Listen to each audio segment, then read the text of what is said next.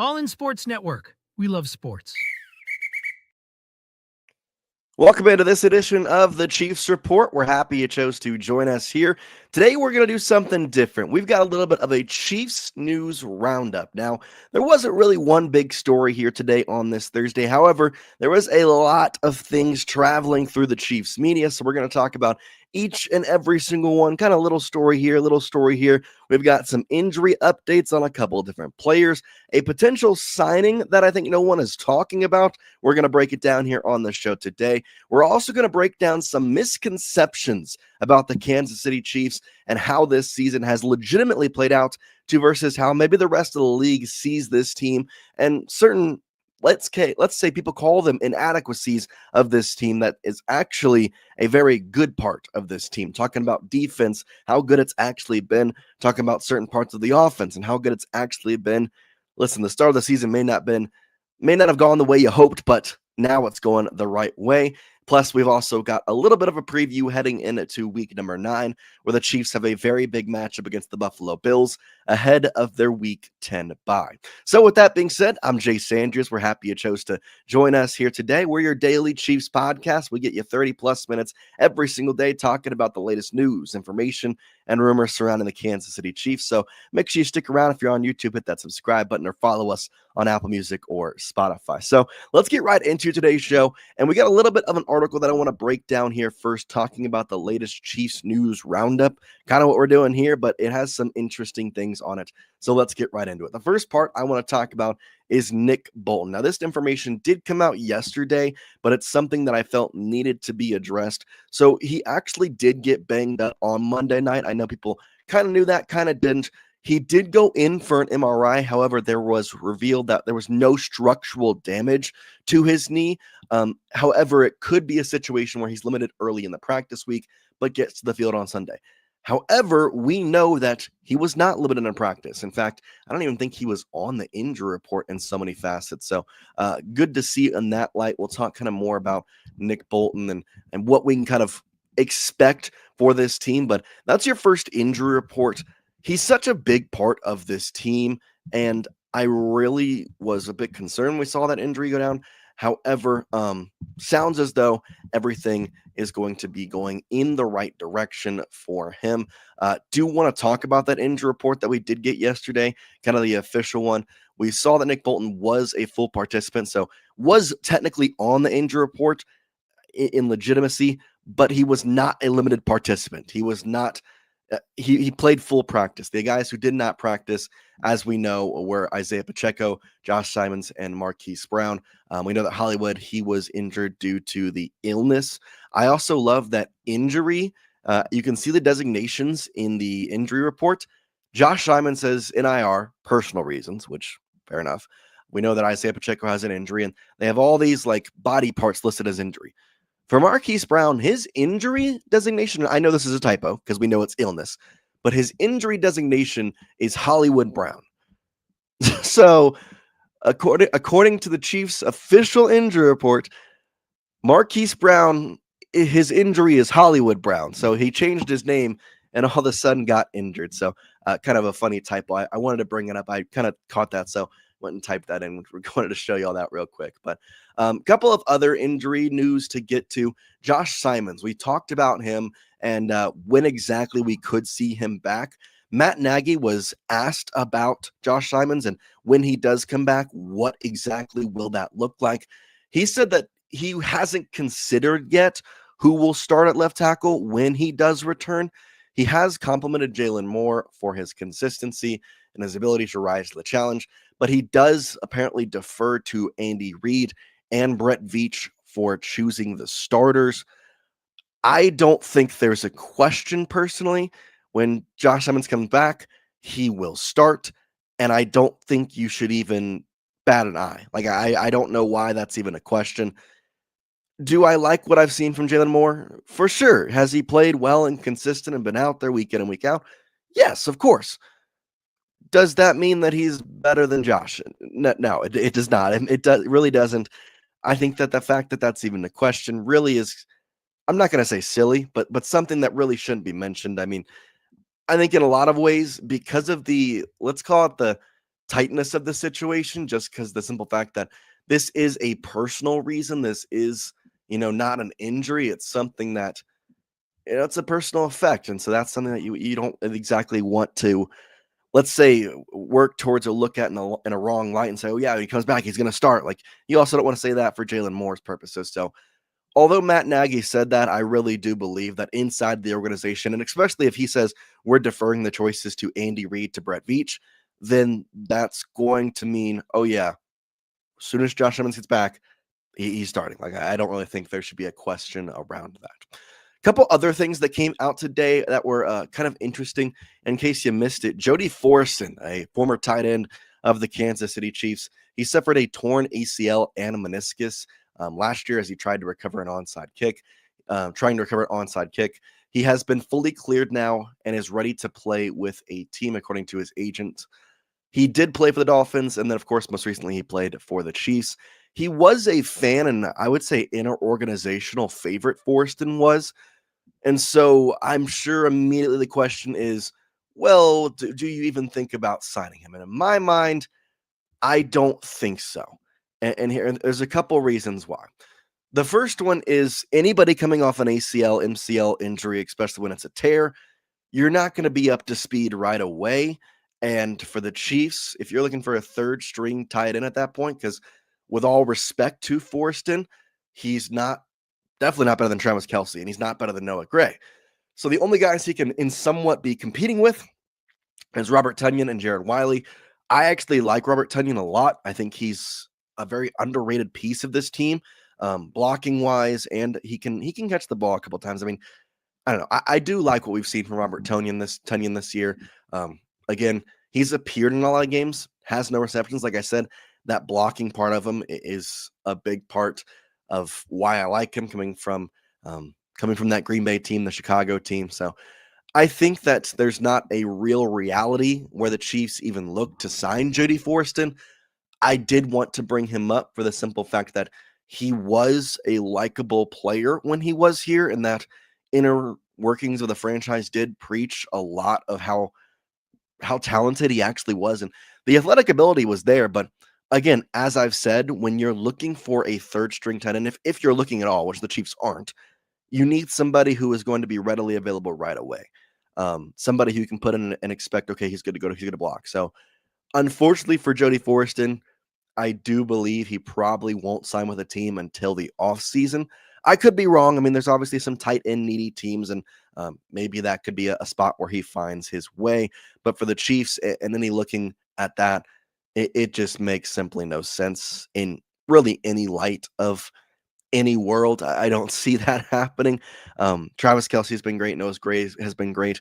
Robert Tonyan has appeared in every single game thus far and has been a fantastic blocking tight end when they've asked him to. So, yeah, the expectation for me is they're going to not even worry about that. But did want to bring it up just because, again, as I said, a former Chief, a guy who was definitely somebody who was liked around the organization. So, couple other things I do want to talk about before we move into kind of not the inadequacy of the team, but some people who say the inadequacies of this team. I believe it's some good parts of it. Want to talk about the trade deadline? Couple of weird trade rumors going around here. So there is a rumor from ESPN that the Chiefs could lose a cornerback to the Cowboys. The Cowboys could target a Chiefs cornerback. This is from ESPN's Seth Walder. It said that Chiefs cornerback Joshua Williams, could be traded to the Dallas Cowboys. If you don't know the Dallas Cowboys, they're in a very weird spot on the defensive cornerback position. And I'm sure you're sitting there like, well, don't they have Trevon Diggs or don't they have Deron Bland? And while that is true, Trayvon actually got put on IR, I'm pretty sure, most recently. So he's also been playing bad. But I mean, you can see kind of here if you're watching on YouTube the stats. They have been horrible this year in secondary coverage. Williams, though, he's on a contract year. He's buried in the depth chart. He only has 777 regular season coverage snaps in his career, but he's produced an impressive 0.9 per coverage yard snap in that span. When Diggs returns and if Williams worked out, the teams could keep both on the field with Deron Bland in the slot, is what this report says. I am personally of the nature that the Chiefs could trade a secondary piece because of how good Shamari Connor has been and how good Trent McDuffie has been, which is kind of what leads me to another part of today, and that's talking about a misconception about Trent McDuffie. Yeah, Trent McDuffie. People want to associate him with they want to associate him with an upper tier cornerback. I don't think they realize how good Trent McDuffie is. If you look at next gen stats and the top shutdown corners for the entire 2025 season, which means they're ranking a bunch of different stats and you're getting a composite score. Pat Surtain is the number one composite score, and isn't there your top shutdown corner? But Trent McDuffie is ranked second. He's 92 points, are 4 behind Pat Surtain and 2 ahead of Quinyon Mitchell of the Philadelphia Eagles. And I don't really think that Trent McDuffie gets the respect he deserves. And so when I talk about trading away a cornerback, this is kind of what I look at. And McDuffie, there's a chance that maybe he's not on the Chiefs for too much longer. I obviously would hope to get the contract extension in some lights, but I don't know. I just don't think he gets the respect he deserves.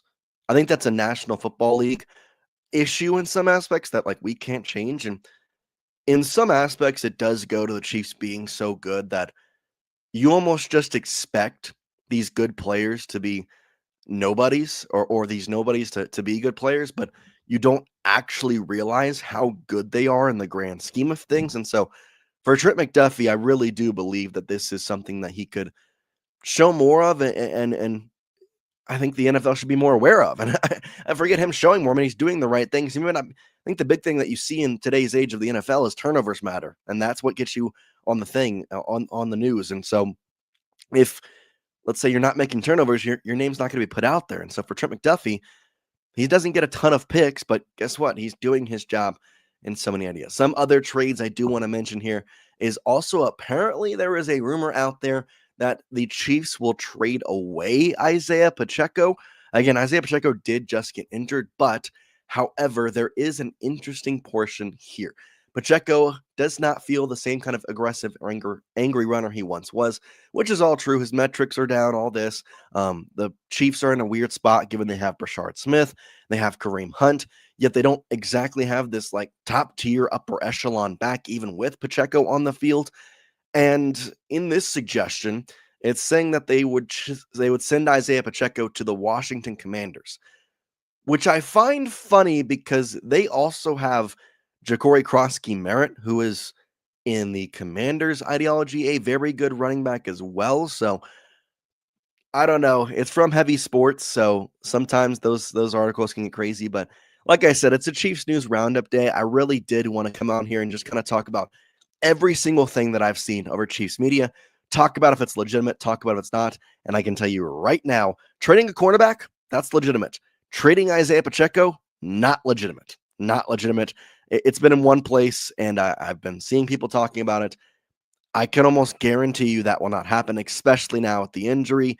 There's just not a way in my mind that is actually going to be something that is even considered, much less actually acted upon, actually looked at, and in a lot of ways, even maybe put into place. I can't even say it really is the right way to put that. But that's kind of the basics of all the roundup news we have for that portion.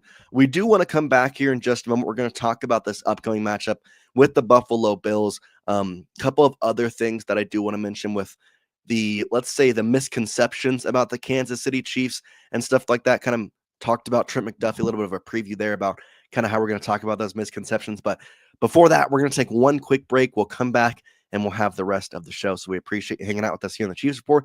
We'll be right back here on the Rogue Media Sports Network. Experience the future of secure private cloud storage with Internix. Protect your files with end-to-end encryption, ensuring your data stays private and accessible only to you. Enjoy seamless, fast storage without compromising security. Visit Internx.com today and take control of your digital life. That's INTERNXT.com today. Elevate your experience with Grenco Science, the leaders in cutting-edge vaporizers. Whether you're at home or on the go, our sleek, powerful devices deliver smooth, consistent hits every time. Quality you can trust, innovation you can feel. Grenco Science. Take your vapor game to the next level. Visit us at GrencoScience.com. At Terrapin Ridge Farms, they believe in the joy of effortless entertaining. Inspired by CEO Mary O'Donnell's mom and her legendary holiday parties, they've crafted a line of gourmet foods that turn any meal into a celebration. From savory jams to mustards, aiolis, and more, their products are made with love, bringing unforgettable flavors to your table. Whether it's a casual get-together or a special occasion, they make it easy to impress. Terrapin Ridge Farms, where great food and great memories come together. Visit them at terrapinridge.com. Terrapin Ridge. Do you ever have a story that you just can't get out of your head? One that you play the details of over and over with your friends? Well, you've come to the right place. I'm Claire. And I'm Susan. And this is Justice Pending, a weekly true crime podcast where we discuss tantalizing crimes with more questions than answers. Thanks for joining us.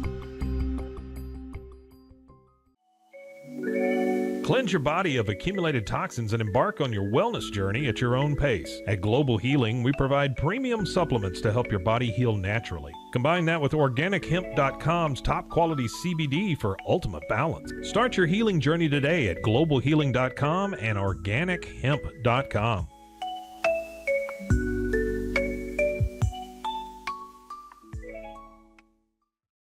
Farmhounds offers natural treats and chews made with quality products that support family farms, regenerative agriculture, and humane farming practices. Give your dog the best with wholesome, organic ingredients that promote health and happiness. Shop now at farmhounds.com. It all began with a simple idea, cutting handles off old ski sticks to create better pull-up bars. This sparked the creation of the revolutionary Engels 90 handles. After testing over 70 prototypes with 300 athletes, our patented handles were launched in 2018. We continue to push the boundaries of strength training. Join us in making your training more natural and effective. Visit Engels90.com to learn more and revolutionize your workout.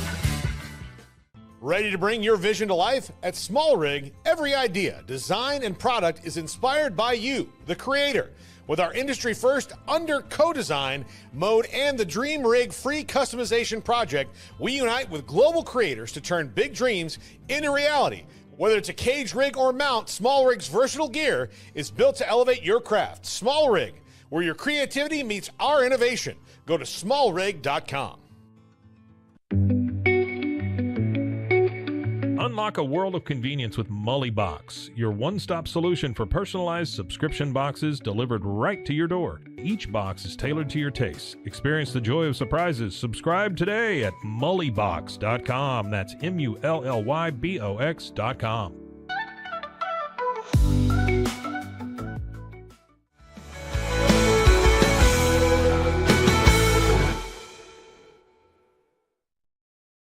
Welcome back in here to the Chiefs Report, everybody. I'm Jace Andrews. We're happy you chose to stick around with us here on this fine Thursday afternoon. Talking Chiefs here, talking the upcoming week against the Buffalo Bills and some misconceptions about the Kansas City Chiefs, because for a long time, it was just the expectation the Chiefs are going to be in the Super Bowl, Chiefs are going to do this, Chiefs are going to be good, all this stuff. And this year, because of the slow start, because of the AFC being, I'm going to say it's wide open, but I know there's some upper echelon teams in the Indianapolis Colts, the Broncos, and of course, having the AFC South be such a contending division this year also kind of takes away from the Chiefs and their greatness, because you think about the Denver Broncos and their ability to make the playoffs and go on a run. You talk about the Chargers, their ability to make the playoffs and go on a run. Just a lot of teams in this division that are going to be very, very good and probably for a very long time. That still doesn't discredit the Chiefs, and I feel like it kind of needs to be talked about. So let's start a little bit with a little bit of a preview on the Bills and kind of what's to come with that. So I do want to start by talking about Josh Allen in the playoffs versus the Chiefs versus Josh Allen in the regular season versus the Chiefs. You've seen the stats. They continue to get more and more and more crazy, but Josh Allen versus the Chiefs in regular season games, he is 4-1. He has 296 total yards per game, and he averages 25.8 points per game. Pretty good stats, right? Well, what if I told you in the postseason he has 327 total yards per game? He's got 28.3 points per game, yet in the postseason, he's 0-4. In the regular season with those stats I just mentioned, he's 4-1.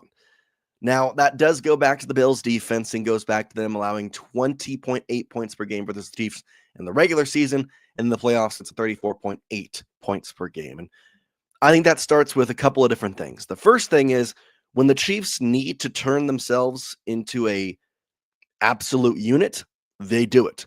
When the Chiefs know that it's a time crunch situation, when it's timing for, hey, we got to lock in because we get a win or we go home, they're able to do it. And I think that is the sign of a great team. And the Chiefs they've done that. I mean, how many years in a row have we talked about how the Chiefs have continuously been able to come out and do great things in the playoffs? Now, last year, obviously 15-2 in the regular season. You look great out there, and then the playoffs, you seem fine until the Super Bowl. It's something you look at, but the playoffs always seem to be where they're able to turn it on. One thing also to note about this week, and something I don't think you would expect, is that in terms of fewest points allowed in the NFL entering week 8, so this was a week ago, the Chiefs had allowed 131 points, which ranked them second across the entire NFL, and the Bills ranked fifth in the NFL at 146 points per game, tied with the Patriots. These are two of the top, I would say, top tier defenses in the NFL. And I think for a game that is definitely going to be heavily decided by the offense and two defenses that, I mean, I understand that the Bills, I'm sure they have some guys that I'm forgetting. I mean, Terrell Bernard is a fantastic linebacker. But even with the Chiefs, I mean, listen, as guys that we know, Chris Jones is great and this team is very good. But when you think about big defense, I don't know that you necessarily look at the Bills and say, yeah, they're a big and good defense. Or I think most of the NFL doesn't look at the Chiefs and say, oh, yeah, they're a good defense, all right. But Coach Spags has these boys in the right place. They're in a good spot. They're doing the right things. And so I find it so intriguing because in the regular season, the point totals have definitely been on the lower end for a lot of these games. And at least when you compare them to the postseason, I think that's probably something that says like the point totals are lower, but it's just because of probably because of the regular season. In the postseason, they're definitely higher for a numerous amount of reasons. But I just found that really intriguing. And so for this game coming up on Sunday, how exactly does that work? How exactly does that look and do these teams end up, does one defense falter? Does one not? Do both defense falter? I'm intrigued. I really can't say what is going to happen just because when you have what I would consider a rivalry, I mean, it's part of the Chiefs roundup in some ways, but I'll go back to it. There was a report that came out describing the Chiefs and Bills rivalry as one of the best in sports, comparing it up to Lakers Celtics and Red Sox Yankees, which I don't know if I consider the Bills and Chiefs to be that big of a rivalry when the Chiefs consistently dominate in the postseason where it matters, and that's where a majority of the national audience watches and sees it. However, I did find it very interesting to see that was labeled as a rivalry and labeled as a upper echelon rivalry. So intriguing there. But the Chiefs are coming into this game at a very perfect time. Talking about completion percentages, talking about Patrick Mahomes, it's been going up every single week. You want to go from week 5 through week 8. It was a 70% completion percentage for him in week 5. And then went to 73.3 versus the Lions in week 6, 74.3 versus the Raiders in week 7, and 73.5 in week 8. Guess what? He hasn't done this in a long time. This is the first time he's done 4 games in a row with a 70% completion percentage or higher since 2018 when Patrick Mahomes won his MVP, or his first MVP, I should say. So I am excited to hopefully continue that this week. The Bills secondary is, in my opinion, better than the Commanders and better than the Raiders for sure.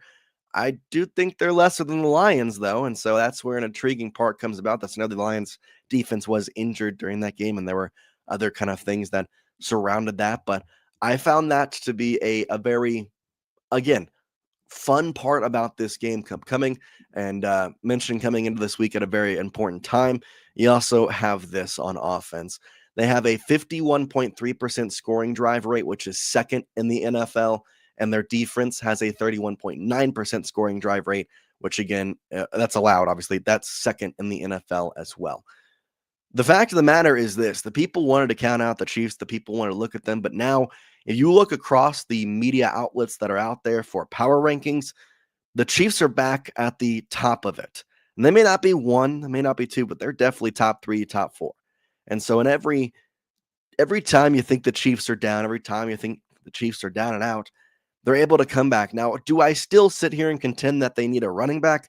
For sure. I don't think that is something that I think anybody is hiding for the Chiefs. That's not something to hide from. It's something to embrace and say, okay, we have an opportunity right here that we are legitimately a second best team in offensive scoring rate. We are a second best team in defensive scoring allowed rate. And yet we truly don't have a upper echelon running back. We truly don't have this top tier guy on our running back system. Now, do I believe that Kareem Hunt can be great? And do I believe that Rashard Smith can be great at any point? Yes, running backs in the NFL, they're so futile that ultimately one guy can have a great week one week and stink the next. And the same can be true for some of the top tier backs. Now, if you get a guy like Bijan Robinson, Jahmyr Gibbs, Brees Hall, those guys tend to perform week in and week out. But even Bijan Robinson this past week, he had a lower week. So there's always going to be times where the running back system doesn't work. So having your passing game being the top performer is definitely a better way to go, especially against a team with the Buffalo Bills. We saw them face a Bryce Youngless Panthers team last week, and it was truly hilarious watching that game just because Andy Dalton, he needs to retire. I don't know what to say. He really does need to retire. I don't really know why he's still playing. I guess he's getting paid, so good for him. But yeah, he looked bad out there. He looked really bad. Bills game this Sunday, big one for sure, but there is 4 games in November. The Bills obviously lead it off on Sunday. So what exactly does the rest of the season look like? The rest of this NFL look like for the let's go with November at least. Let's start with November. We'll say the November games, 4 games here. You have the Bills, as I mentioned. Then you play the Broncos. Then you play the Colts. And then you have a Thanksgiving game against the Dallas Cowboys. And so I ask you today in the show, what do you think the Chiefs' November schedule is? Obviously, they've been on a bit of a hot run. They've won 3 in a row against the Lions, who were injured, and the Lions aren't definitely not as good as they were last year. A Raiders team, again, I've had my opinion on them as long as I can say. They're not good. And then you have a Commanders team without Jane Daniels. Now you face the big boys. Now you face the teams that are going to be fighting for the playoffs come later on this season. And so I asked the question, what does this look like from a win against the Bills, a win against the Broncos, a win against the Colts, a win against the Cowboys? Do you go 4-0, 0-4? I want to know your thoughts, but I am going to say the Chiefs are going to go 3-1. Unfortunately, I do think the loss comes to Denver. Now, do I think Denver is a better team than the Kansas City Chiefs? No, I think at best they are in the same tier as the Chiefs and Super Bowl playoff contenders, Super Bowl AFC contenders.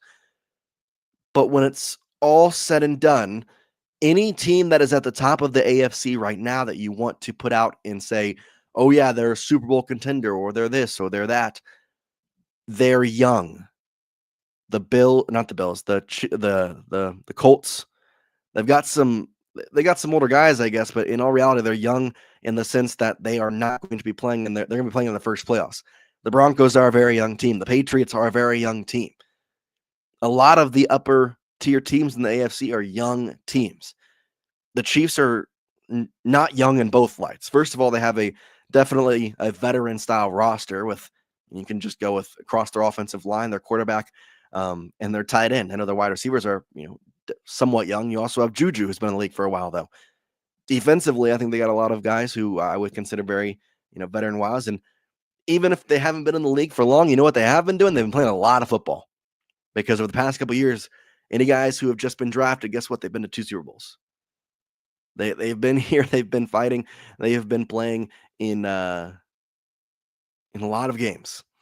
And so I kind of am intrigued at this point to say that with the Chiefs, with the way they can look and get to the playoffs, I believe that if they make it, they're going to win. For one simple reason, they've been there before. And the AFC is so scatterbrained this year that nobody else really has. Nobody else really has been in that way. So I'm intrigued to see, though, this game this upcoming Sunday against the Bills. I really want to watch the game against the Broncos more, though, because the Colts are good, but it's Jonathan Taylor. If you could stop him, you can stop that offense. Same can be said if you move on to the Cowboys. I think their defense is bad, so just stop their offense once, which is not a crazy thing to do. But yeah, it's going to be an intriguing time. So we'll have the game up on Sunday, and we'll be watching that for sure. But we'll be back tomorrow, talk about the latest injury report heading into the Sunday game. Obviously, the last injury report, give you some injury designations and all that. So we appreciate you tuning in to today's show here on the Chiefs Report. That's all we got for you. Hopefully, enjoying the show, and we'll see you next time here on the Chiefs Report on the Rogue Media Sports Network, guys. Peace out. All in Sports Network. We love sports.